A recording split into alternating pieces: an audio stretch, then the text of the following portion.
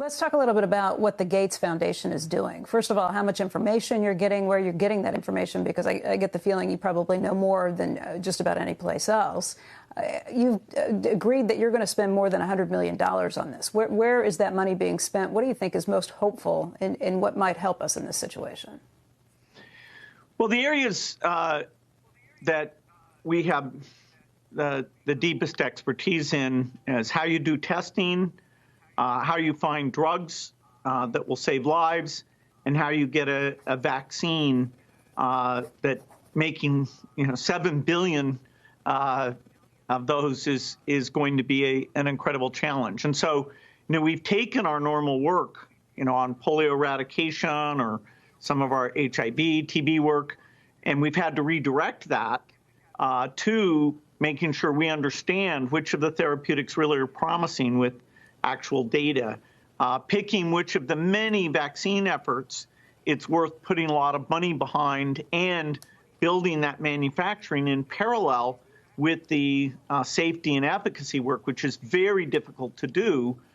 Probably will take about 18 months before we can get to a significant level. So therapeutics could come a lot sooner. Things like manufactured antibodies or using the blood of recovered patients in order to help treat people who are just getting sick. Those, there's enough of them that in aggregate, I'd say it's very likely we'll have those interventions in the 4 to 6 month time frame.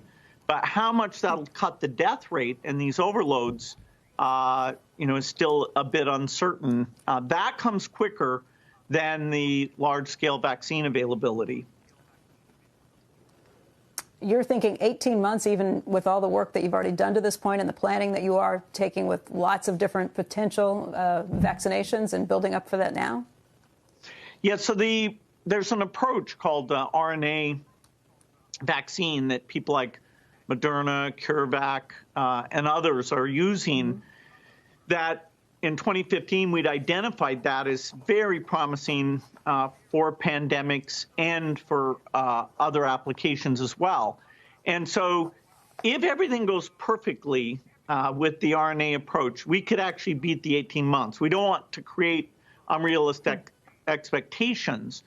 The efficacy of vaccines in older people is always a huge challenge. It turns out the flu vaccine isn't that effective in elderly people. Most of the benefit comes from younger people not spreading it because they're vaccinated, and that benefits on a community basis the elderly. Here, we clearly need a vaccine that works in the upper age range because they're most at risk of that. And doing that so that you amp it up so it works in older people and yet you don't have side effects. If we have 1 in 10,000 side effects, that's, way more, 700,000, people who will suffer from that. So really understanding the safety at gigantic scale across all age ranges, pregnant, male, female, undernourished, existing comorbidities, it's very, very hard. And that actual decision of, okay, let's go and give this vaccine